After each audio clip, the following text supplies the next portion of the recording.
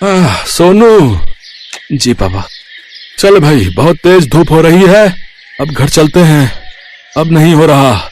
मैंने आपसे कहा था कि आप रहने दो पापा, मैं कर लूंगा अकेले।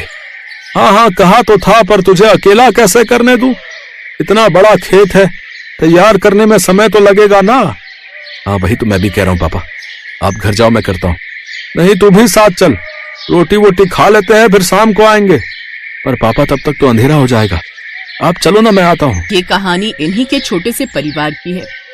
किशन अपनी पत्नी गंगा, बेटे सोनू और बेटी मोना के साथ एक गांव में रहता था। गांव की आबादी ज्यादा नहीं थी, तो सभी के घर काफी दूर दूर बने हुए थे। खुद किशन का छोटा सा घर भी उसके बड़े से खेत के बीचों बीच बना हुआ था। फिर घर पहुंचकर आ गए दोनों, चलो आ जाओ, मैं खाना लगाती हूँ। वैसे खेत का काम पूरा हो गया। कहाँ माँ? पापा कहने लगे कि आज छुट्टी है, तो मुझे भी अपने साथ छुट्टी मनाने ले आए। छुट्टी? मतलब?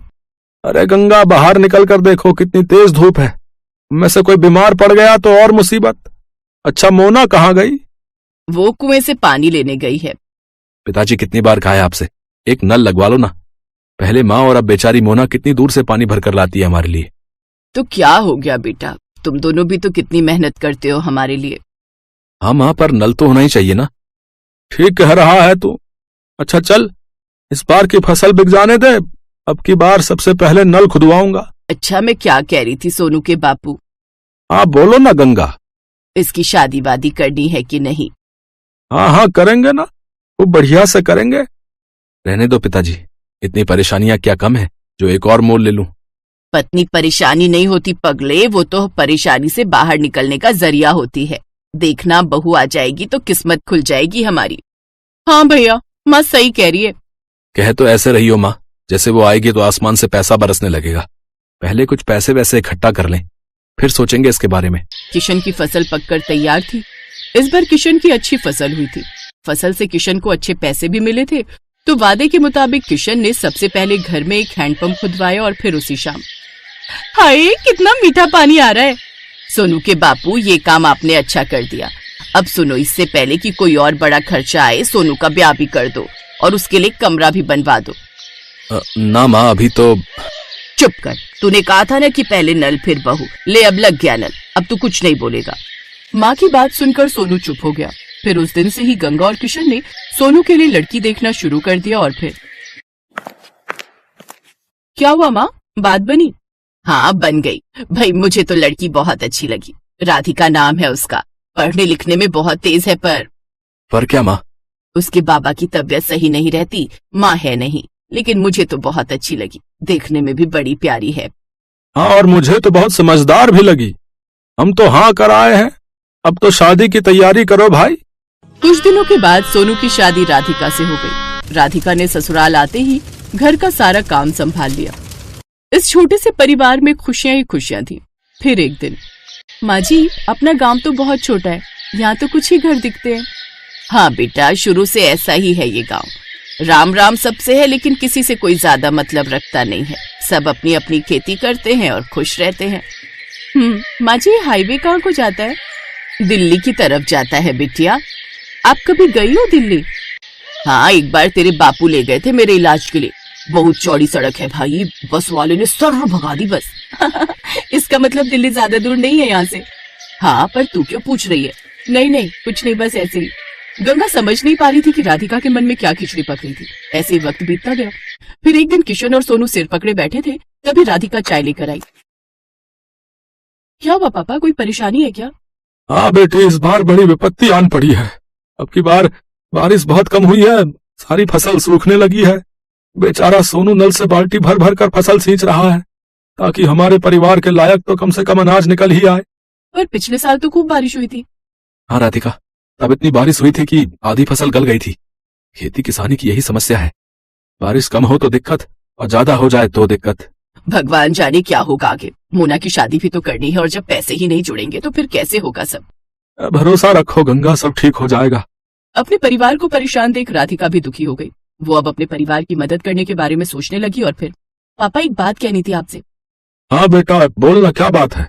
मोना की शादी के लिए कितने पैसे चाहिए आपको? क्यों, ऐसा क्यों पूछ रही है बेटी? बताइए ना पहले। कम से कम 5 लाख तो होने ही चाहिए। 3 के आसपास तो जमा है बैंक में, लेकिन 2 लाख का इंतजाम कैसे होगा पता नहीं। मेरे पास एक उपाय है, अगर आप लोगों को ठीक लगे तो। हाँ हाँ, बोलो ना राधिका। देखिए, आजकल ना ये शहर वालों को फार्म हाउस वेडिंग और फार्म हाउस पार्टी का बड़ा चस्का है। हमारा खेत हाईवे से लगा हुआ है, दिल्ली भी दूर नहीं है, तो बस हमें हाईवे से खेत तक का रास्ता ठीक करना है, लकड़ी से खेत की बाउंड्री करनी है और कुछ चारपाइयां और सजावट का काम करना है और एक अच्छा सा नाम सोचकर एक बोर्ड लगाना है। बेटा, मुझे तेरी बात कुछ कुछ समझ में आ रही है। इस सबके लिए पैसे कहाँ से आएंगे? वो 3 लाख रुपए हमारे काम आएंगे और अगर धंधा चल निकला तो मोना की शादी हम धूमधाम से करेंगे। मुझे भी ये आइडिया बढ़िया लग रहा है। अगले ही दिन से पूरा परिवार राधिका के कहने पर काम में जुट गया। हाईवे से लेकर खेत तक बढ़िया टाइलें लगा दी गई, लकड़ियों से खेत की 4 दीवारी कर दी गई और फिर खेत अच्छे से साफ कर उसमें घास उगाकर जगह जगह सुंदर चारपाइयां लगा दी गई। फिर खेत के बीचों बीच एक सुंदर और बड़ी सी खुली झोपड़ी बनाई गई। पूरे परिवार ने जमकर मेहनत की। फिर अगले ही दिन, हेलो, मेरा नाम राहुल है, मैं दिल्ली से आया हूँ। ये रिजॉर्ट पहली बार देखा। क्या परसों शाम के लिए स्पेस अवेलेबल है? हाँ हाँ जी बिल्कुल। क्या फंक्शन है? मेरे बेटे का बर्थडे है। केटरिंग मैं खुद देख लूंगा, बस मुझे ये जगह अच्छी लगी। मेरा बजट 20,000 का है। बोलिए, आपको चलेगा? जी हाँ बिल्कुल। Thank you so much. ये लीजिए 10,000 रुपए एडवांस। राधिका का प्लान काम कर रहा था। 2 दिन बाद राहुल ने अपने बच्चे का बर्थडे खूब अच्छे से मनाया। राधिका और उसके परिवार ने पूरे खेत को गुब्बारों और रोशनी से सजाया था। ऐसे ही धीरे धीरे लोगों को गंगा के रिजॉर्ट के बारे में पता चलता गया और लोग आते गए। अब तो राधिका और उसके परिवार को काम से फुर्सत नहीं थी। फिर ठीक 2 साल बाद, भैया खाना जल्दी लगाओ, बारात आने वाली है। जी मैडम, अभी लगाता हूँ। ओहो, मोना तैयार हुई कि नहीं? मोना, मोना आ जाओ भाई। देख रही है राधिका अपनी ननद को? हाँ माँ, परी से कम नहीं लग रही है। सब आपकी वजह से है भाभी, मेरी नहीं हमारी वजह से। और सुनो, अपने पहले बच्चे के पहले बर्थडे के लिए अभी से बुकिंग कर लो इस रिजॉर्ट की। क्या पता तब ये स्पेस खाली हो या ना हो।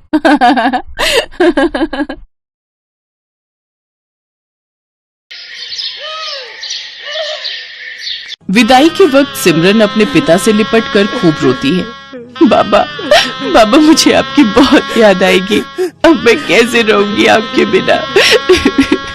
बेटी, जब भी तेरा मन करे तो आ जाना, ये घर हमेशा तेरा ही रहेगा। जा बेटी, अब अपनी माँ से भी मिल ले। माँ, मुझे आपने जो भी प्यार दिया उसके लिए शुक्रिया। अब ज्यादा ड्रामे मत दिखाओ और अब जा यहाँ से। ये कहकर रमोला उसे धक्का देते है कि तभी उसका पति नैतिक उसे संभाल लेता है। क्या हुआ? तुम गिर कैसे गई? वो लहंगा पैर में अटक गया था, बस इसी वजह से। फिर सिमरन अपने मन में सोचती है, अच्छा हुआ माँ को धक्का देते हुए किसी ने नहीं देखा। मैं हमेशा माँ के प्यार के लिए तरसती रही, लेकिन उन्होंने मुझे कभी प्यार नहीं दिया। फिर सिमरन ब्याह कर घर आ जाती है। उसकी सास ने उसके स्वागत में गुलाब के फूल बिछाए होते हैं। साथ ही वो बड़े प्यार से उनकी आरती उतारती है और गिफ्ट में उसे सोने का हार देती है। ये ले मेरी प्यारी बहू, तेरा सगुन। बहू, अब से ये घर तेरा है और हम सब भी। तुझे कुछ भी चाहिए होगा या किसी काम में मदद चाहिए हो तो हमें कहना। अच्छा, अब तुम दोनों थक गए होंगे, थोड़ी देर आराम कर लो, बाकी की रस्में फिर करेंगे। शुक्रिया माँ जी। सिमरन नैतिक के साथ कमरे में चली जाती है और आराम करती है। फिर दिन के 1 बजे उसकी नींद खुलती है। ओह गॉड, कितनी देर हो गई, मेरी पहली रसोई की रस्म भी अभी बाकी थी। माँ जी तो बहुत गुस्सा करेंगी। सिमरन जल्दी से बाथरूम की तरफ जाती है, लेकिन बाथरूम से नहाकर निकल रहा नैतिक सिमरन से टकरा जाता है और सिमरन फिर गिरने वाली थी कि तभी वो उसे संभाल लेता है। इतने में उनके कमरे में सिमरन की सास कमला आ जाती है। अरे बच्चों, ये क्या कर रहे हो? कम से कम दरवाजा तो बंद कर लेते। माँ, ऐसा कुछ नहीं है, वो तो बस हम टकरा गए थे। कोई नहीं बच्चों, अभी तो तुम्हारे दिन है खेलने कूदने के। चलो अच्छा, अब तुम दोनों फ्रेश होकर नीचे आ जाओ, खाना लग गया है टेबल पर। माँ जी मुझे माफ कर दीजिए, मेरी आंखें नहीं खुली। कोई बात नहीं बेटी, मैं समझती हूँ, शादी की थकान होगी अभी शरीर में। अपनी सास की बात सुनकर सिमरन सोचती है, माँ जी ने तो मुझे बिल्कुल भी नहीं डांटा, लेकिन जब मैं अपने घर पर एक बार लेट उठी तो माँ ने क्या हाल कर दिया था मेरा। हे भगवान, सुबह के 9 बज गए और ये अभी तक सोई पड़ी है। इतने बजे तक सोती रहेगी? अरे घर के काम धाम नहीं करने क्या? तेरे पापा का टिफिन और घर की साफ सफाई कौन करेगा? चल अब उठ। माँ, मेरी तबीयत ठीक नहीं और बुखार सा भी लग रहा है। तू ऐसे नहीं मानेगी। रमोला बस भी करो, आखिर तुम कितना कठोर बनोगी मेरी बेटी के साथ। मैं जानता हूं कि तुमने उसे जन्म नहीं दिया, लेकिन कभी तो उस पर झूठी ममता दिखा दिया करो। आप चुप रहिए जी, मैं जो कर रही हूँ इसकी भलाई के लिए कर रही हूँ। कल को ये ससुराल जाएगी, वहां बीमार होगी तो क्या वो इसका बहाना सुनेंगे? नहीं ना, अभी से इसे तैयार कर रही हूँ। ठीक है, लेकिन उस बेचारी के साथ जरा ठीक से पेश आया करो, आखिरकार वो हमारी इकलौती बेटी है। तभी नैतिक सिमरन से कहता है, सिमरन कहाँ खो गई? चलो तैयार हो जाओ। हाँ हाँ। कुछ देर बाद सिमरन तैयार होकर नीचे आ जाती है, जहां उसकी सास उसकी नजर उतारती है। थू थू थू थू, मेरी बहू को किसी की नजर ना लगे। मेरी प्यारी बहू, अब खाना खा ले। वो सब मिलकर खाना खाते हैं। फिर सिमरन प्लेट उठाने लगती है तो उसके हाथ से एक प्लेट नीचे गिर जाती है और टूट जाती है। अब माँ जी मुझे माफ कर दीजिए, वो मैं कोई बात नहीं बहू। अरे क्या हुआ बहू, तू इतना घबरा क्यों रही है? कुछ भी तो नहीं हुआ, बर्तन है, टूट गया तो क्या दूसरा आ जाएगा। नहीं नहीं माँ जी, वो मैं सचमुच, मुझे माफ कर दीजिए। मैं बहुत गड़बड़ करती हूँ, मुझे मत जलाइए, मत मारिए। करम जली, तूने ये नया कप तोड़ दिया, मेरा नुकसान कर दिया। अब देख मैं क्या करती हूँ। रमोला चूल्हे में से गरम लकड़ी निकालकर सिमरन के हाथ पर लगा देती है। सिमरन जोर जोर से चिल्लाती है, मत जलाइए मुझे, मत जलाइए। नैतिक जल्दी से सिमरन को गले से लगा लेता है। क्या हुआ? कौन जला रहा है तुम्हें? बहू क्या हुआ मुझे बता। माँ जी, एक बार मुझसे ऐसे किसी का कप टूट गया था तो उसने मुझे जला दिया था। लेकिन हम तुझे ऐसी कोई सजा नहीं देंगे। तू मेरे पास आ और मेरे गले लग जा। मेरी बच्ची, यूं घबराते नहीं। ऐसे ही दिन गुजरते हैं। कमला अपनी बहू को बहुत प्यार करती थी। वो उसे किसी भी गलती के लिए डांटती नहीं थी, वो उसे प्यार से समझाती थी। कमला अपनी बहू के लिए कुछ न कुछ खाने के लिए बाजार से लाती रहती या नए नए कपड़े उसके लिए बनवा देती। अपनी सास का ऐसा प्यार देख सिमरन की आंखें खुशी से भीग जाती थी। ऐसे ही एक रोज कमला सिमरन की पसंद का गाजर का हलवा बनाती है और उसे अपने हाथों से खिलाती है, तो सिमरन की आंखों से खुशी के आंसू बहने लगते हैं। ये देख कमला सिमरन से कहती है, बस बहू बहुत हुआ। मैं जब भी तुझे ज्यादा प्यार देने की कोशिश करती हूँ तो तेरी आंखों से आंसू बहने लगते हैं। आखिर क्या बात है बेटी, अपनी माँ समान सास को नहीं बताएगी? माँ जी, आप तो बहुत अच्छी हो और मुझे बहुत प्यार करती हो, लेकिन तभी दरवाजे पर दूध वाला आता है। सिमरन को देखकर उसकी नजर उस पर फिसल जाती है और वो उसका हाथ पकड़ लेता है। छोड़ो छोड़ो मुझे, छोड़ो। एकदम मलाई की तरह मखमली हो तुम तो। तभी कमला भी वहां आ जाती है और उसे देखकर दूध वाला कहता है, माँ जी देखो ना, आपकी बहू मेरा हाथ पकड़ रही है। कमला जोरदार थप्पड़ उस दूध वाले को मारती है। नास पिटे, तू मेरी बहू पर इल्जाम लगाएगा, उसे छेड़ेगा, ये ले। कमला उसे मारकर वहां से भगा देती है। अपने ऊपर अपनी सास का भरोसा देखकर सिमरन रो पड़ती है और अपनी सास के गले लग जाती है। आप बहुत अच्छी हो माँ जी, आपने मुझ पर भरोसा किया, नहीं तो माँ तो। क्या माँ बहू, आप पूछ रही थी ना कि आपका ज्यादा प्यार पाकर मेरी आंखें नम क्यों हो जाती है? क्योंकि बचपन से लेकर आज तक मैं जिस प्यार के लिए तरसती रही, वो प्यार आपने मुझे दिया है। जब मैं 6 महीने की थी तभी मेरी माँ गुजर गई थी, तब बाबा दूसरी माँ लेकर आए ताकि वो मुझे माँ का प्यार दे सके, लेकिन उन्होंने कभी मुझे माँ का प्यार नहीं दिया और अब वो प्यार मुझे आपसे मिला। जैसे आज दूध वाले ने हरकत की, ऐसे एक बार मेरे यहाँ के दूध वाले ने मेरे साथ की थी, लेकिन माँ ने उसे गलत ठहराने की जगह मुझे ही गलत समझा था।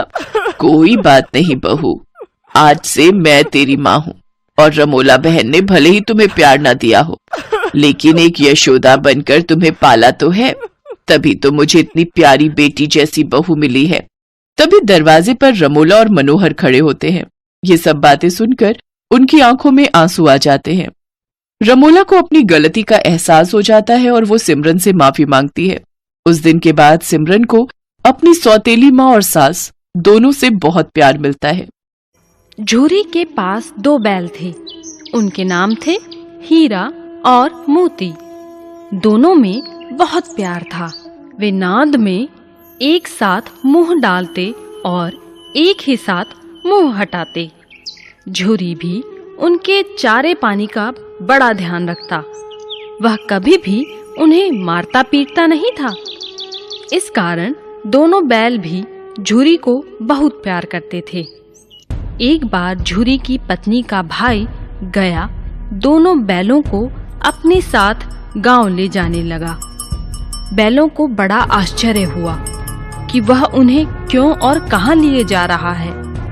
रास्ते में उन्होंने उसे बहुत तंग किया। मोती बाएं भागता तो हीरा दाएं। किसी प्रकार दोनों को लेकर गया। अपने घर पहुंचा। घर पहुंचकर गया ने उनके सामने रूखा सूखा भूसा डाल दिया, जिन्हें दोनों बैलों ने छुआ तक नहीं। रात होने पर बैलों ने वहां से भाग जाने का निश्चय किया। उन्होंने जोर लगाकर रस्सियां तोड़ डाली और भाग चले।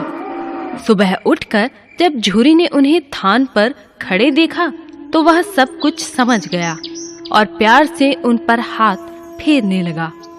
परंतु झूरी की पत्नी जल भुन गई। उसने उनके सामने रूखा सूखा भूसा डाल दिया। फिर भी वे खुश थे। अगले दिन गया फिर आया। इस बार वह बैलों को गाड़ी में जोत कर ले चला। रास्ते में मोती की इच्छा हुई कि गाड़ी गड्ढे में ढकेल दे, पर हीरा समझदार था। उसने गाड़ी संभाल ली और जैसे तैसे गया के घर पहुंचे। गया के घर में एक छोटी लड़की रहती थी। वह बैलों की दुर्दशा देखती तो उसे बहुत बुरा लगता। वह रात को चुपके से उन्हें रोटी खिलाती। दोनों बैल उसके प्यार के आगे अपमान और मार भूल जाते। एक दिन मोती रस्सी तोड़ने का प्रयास कर रहा था कि वह लड़की वहां आई और उसने दोनों बैलों को खोल दिया। दोनों वहां से भाग निकले। थोड़ी देर बाद जब गया को पता चला तो वह भी उनके पीछे दौड़ा, पर उन्हें पकड़ ना सका। अब हीरा और मोती आजाद थे। रास्ते में उन्हें एक सांड मिला। वह उनकी ओर लपका तो हीरा मोती के होश उड़ गए। भागना बेकार था, इसीलिए दोनों ने साहस से काम लिया। सांड ने आकर हीरा पर वार किया तो मोती ने उस पर पीछे से सींगों से चोट की। सांड घबराया। वह किसी एक को तो मारकर कचूमर निकाल देता, पर यहाँ तो दो थे। मोती कुछ दूर उसके पीछे दौड़ा, पर हीरा ने उसे दूर न जाने दिया। दोनों अब बड़े प्रसन्न थे। आगे चले तो रास्ते में मटर का खेत दिखाई दिया। भूख तो लग ही रही थी। हरी हरी मटर देखकर उनकी भूख और भी तेज हो गई। वे खेत में घुस गए मटर खाने। अभी पेट भरा भी न था कि खेत के रखवाले ने उन्हें देख लिया। उन्होंने उन्हें चारों ओर से घेरकर पकड़ लिया और कांजी हौस में बंद करा दिया। हीरा और मोती ने देखा कि कांजी हौस में और भी कई जानवर थे। भैंसे, घोड़े, गधे, बकरियां आदि, सब के सब कमजोर और दुबले पतले।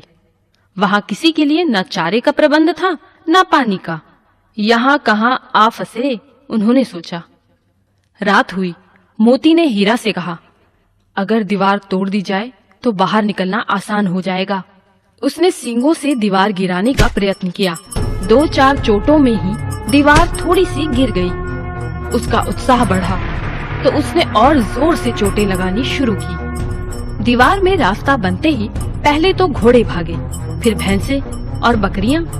मोती ने गधों को भी सींग मार मार कर भगा दिया। उसने हीरा से भी भाग चलने को कहा, पर हीरा ने मना कर दिया। सुबह होने पर कांची हौस वालों ने देखा तो उन्हें बड़ा आश्चर्य हुआ। उन्होंने हीरा और मोती को नीलाम कर दिया। नीलामी में सबसे ऊंची बोली बोलकर एक व्यापारी उन्हें खरीद ले गया। उन दोनों को अपने गांव की ओर ले चला। मार खाते खाते और भूख सहते सहते दोनों बहुत कमजोर हो गए थे। उनकी हड्डियां निकल आई थी। भूख प्यास से व्याकुल बैलों में कुछ भी दम बाकी नहीं था। रास्ता उन्हें जाना पहचाना लगा तो न जाने कहां से दम आ गया। वे दोनों तेजी से भागे, आगे आगे बैल, पीछे पीछे व्यापारी। पर जब तक वह उन्हें पकड़े तब तक दोनों बैल अपने घर पहुंच चुके थे। बैलों को वापस देखकर झूरी को बड़ी खुशी हुई। वह उनसे लिपट गया। इतने में व्यापारी भी वहां आ पहुंचा और उन्हें मांगने लगा। मोती ने आव देखा ना ताव, वह व्यापारी पर झपटा। व्यापारी जान बचाकर वहां से भागा। झूरी की पत्नी भी वहां आ गई। और उसने दोनों बैलों के माथे चूम लिए। हमें जानवरों से भी प्यार करना